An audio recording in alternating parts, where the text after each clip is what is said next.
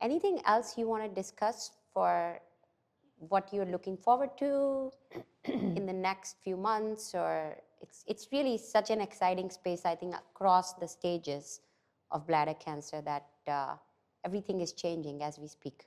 Yeah, I agree. I mean, I think you kind of alluded to this earlier. What I'm really excited to see is something like EV Pembro in the neoadjuvant space, followed by bladder sparing or trimodality therapy. I think that might be sort of the best neoadjuvant regimen potentially, and maybe the best local treatment for patients, right?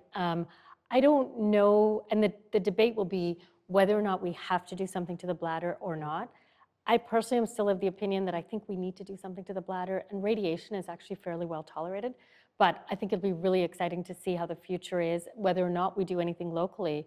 But if we get really good complete responses, if we're curing more people, I think ultimately it would be really exciting. Or even use the pretzel in that setting, right? Exactly. I mean, that's a big, we saw the data with nivolumab and chemoradiation with cisplatin at, by the Greeks at the Hellenic Cooperative Group study, and it looked pretty impressive.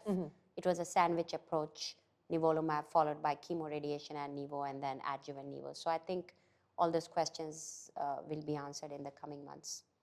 Anything you're looking forward to, Ben? I'm looking forward to the second line, metastatic. So it's not MIBC, that's what we're talking to today. I think immunotherapy combination with chemo and radiation is going to be potentially a future standard in MIBC. So I'm excited for that kind of triplet approach.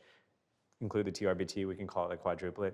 But I think the second line metastatic setting is really where we need to be focused on, because there's still, while we might have a patient, a tail of the curve after EV Pembro, there's a huge unmet need there, because Tropics-04, which we know sacituzumab govitecan did not hit the advantage over single agent chemotherapy.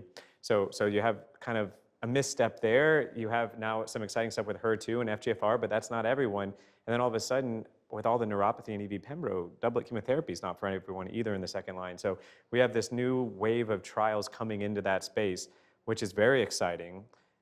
What makes me nervous is if EV Pembro does move up into the perioperative space, all of a sudden we're going to be left with the same question. Well, now what's the frontline option, right? So I think we have to start anticipating 2030 now and start designing that wave of trials in case they do get their approval in the perioperative space like we're all expecting. I would agree with both comments about what's exciting in the future. I think the perioperative EV Pembro for both cisplatin eligible and ineligible is very exciting. I do worry about the overtreatment of the adjuvant arm in both trials. So I think still thinking about a risk-adapted maybe approach for those patients or future trials, if it does read out as positive, will be really important.